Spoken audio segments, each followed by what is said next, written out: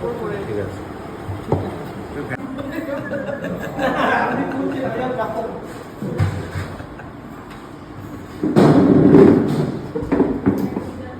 বাহ, দারুণ দারুণ।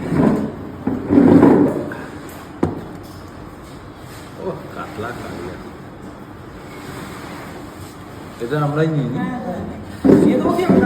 না তোমাকে না না, খাও না রে বাবা। না না, আমাদের কি বলে, আমরা ইন্টারভিউ আমাদের পুরোনো সেই হোটেল ঝাড়গ্রাম থেকে আমরা এমন ব্রেকফাস্ট করে বেরিয়েছি, তাও আজকে বলছি 3টে করে কিছু দিতে, কিন্তু আমাদের খিদেই পাচ্ছিল না। সোজা আমরা চলে এসেছি আমাদের এলাকায়, ওখানে এসে নেচার ভিউতে আমরা খাবার অর্ডার করে দিয়েছি।